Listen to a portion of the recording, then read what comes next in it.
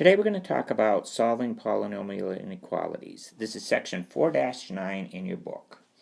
A polynomial inequality is an inequality that is equivalent to an inequality with a polynomial as one side and 0 as the other side.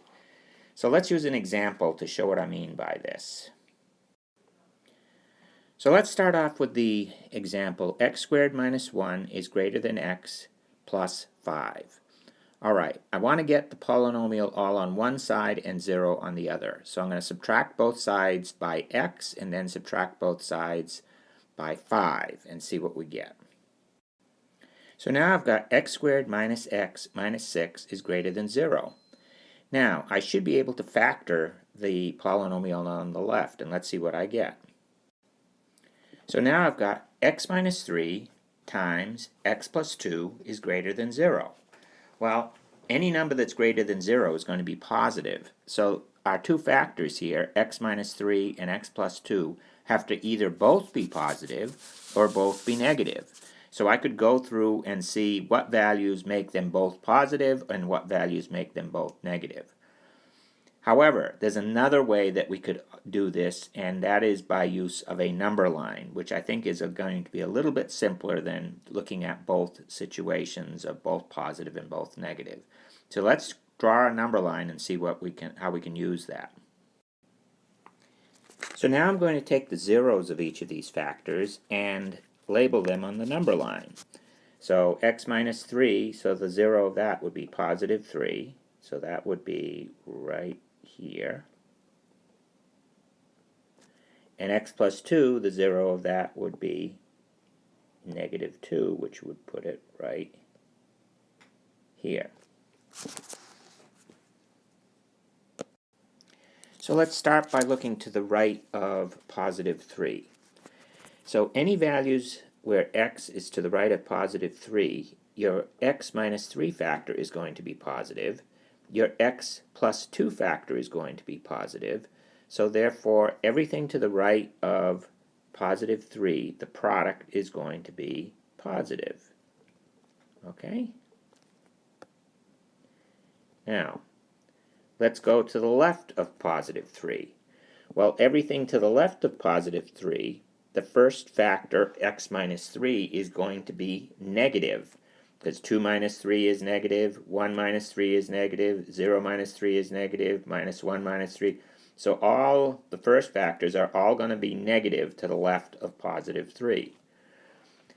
The second factor, x plus 2, will be positive all the way to minus 2. So between minus 2 and positive 3, the x plus 2 factor will be positive, but the x minus 3 factor will be negative. Well, a negative times a positive is going to give me a negative result. So between negative 2 and positive 3, the product is going to be negative. Now, let's go to the left of negative 2. We already know that x minus 3 is going to be negative to the left of negative 2. What about x plus 2? Well, anything to the left of negative 2 is also going to be negative. So I'm going to have a negative times a negative, which will give me a positive. So the product to the left of negative 2 is going to be positive.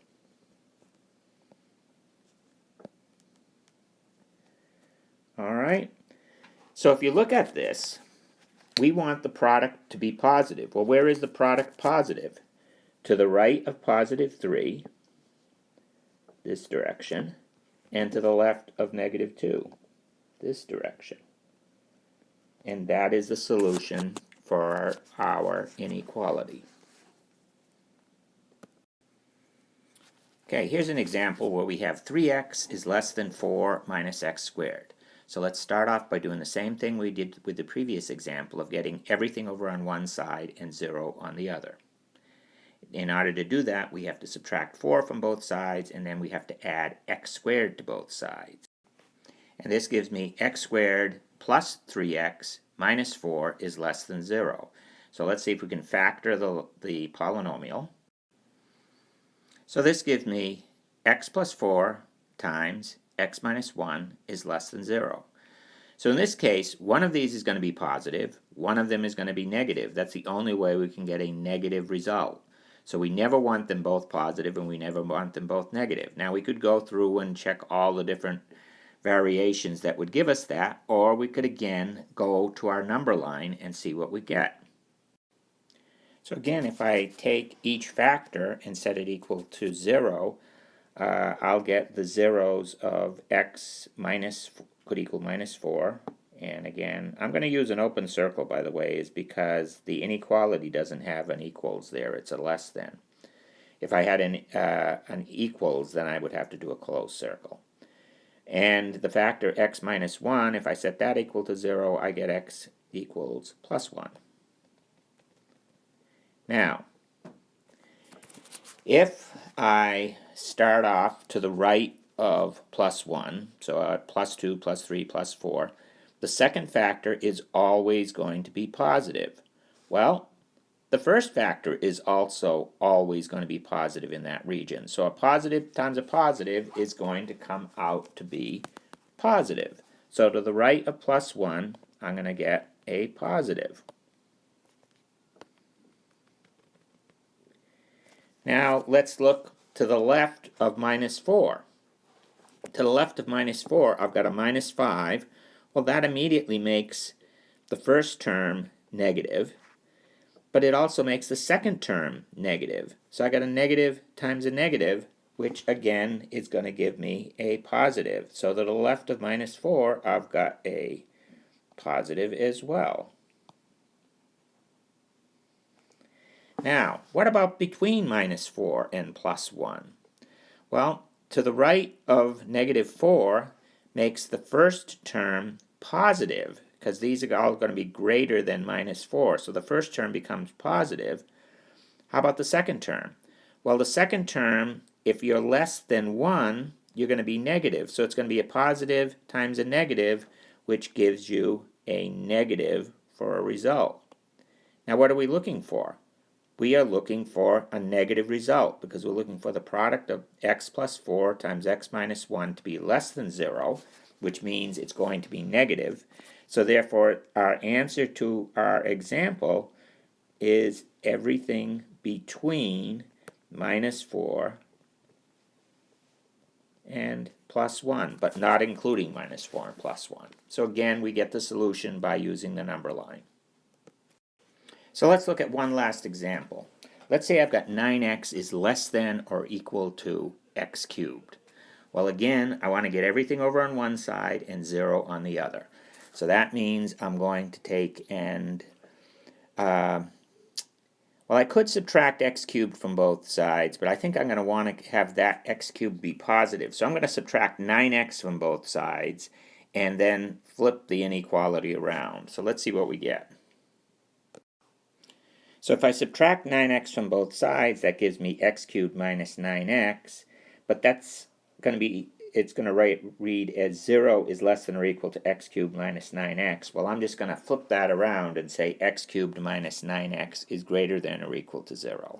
Okay, which is the same thing, but it just looks a little clearer if the polynomial's on the left and the 0's on the right. All right, so now I want to factor what's on the left. So very first thing I notice is I've got a common x. So I'm going to factor the x out.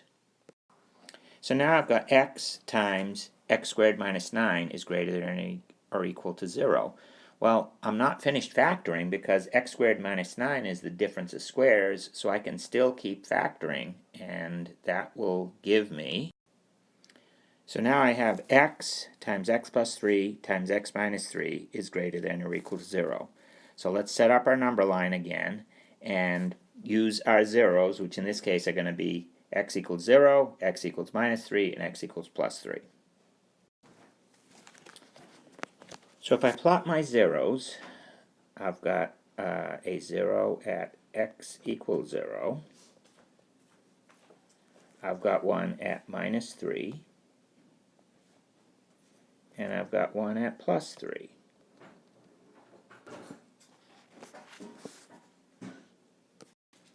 Now I can make all of these closed circles because notice my inequality does have an equals as well. So I'm going to make all of these closed circles. They no longer have to be open circles. So I've got 3 closed circles. Now, I need to look between each of those points and see whether my result is positive or negative, because I want the product of these 3 terms to come out positive. So let's look first to the right of positive 3.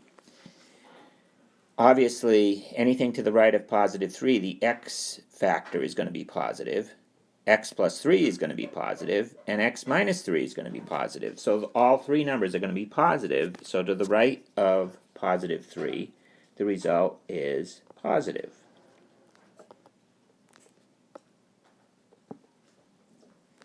Now let's look to the left of negative 3. Well, the x factor is obviously going to be negative. The x plus 3 factor is also going to be negative, and the x minus 3 factor is also going to be negative.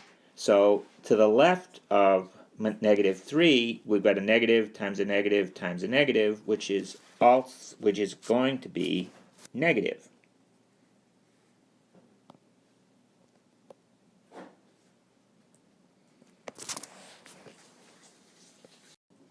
So now let's look to the right of negative 3 and to the left of 0. Well, to the right of negative 3, the first term is going to be negative, because between negative 3 and 0, x would be negative. The next term, x plus 3, is going to be positive, and the next term, x minus 3, is going to be negative. So I've got a negative times a positive times a negative, which will give me a positive again. So I've got a positive between negative 3 and 0. Now lastly, I want to look to the right of 0 and to the left of positive 3. Well, to the right of 0, the first term, x, is obviously going to be positive. X plus 3 is going to be positive, but x minus 3 is going to be negative so long as we're to the left of positive 3. So I've got a positive times a negative, which is going to give me a result which is negative. Well, if I look at this, I want the regions where it's positive. So where is it positive? Well, it obviously is positive between negative 3 and 0. And it is also positive to the right of positive 3. So I've got 2 regions here that solve the equation. So between negative 3 and 0, including negative 3 and 0, and to the right of positive 3, including positive 3. So this concludes this video on solving polynomial inequalities and gives you another way to look at coming up with a solution by using the number line.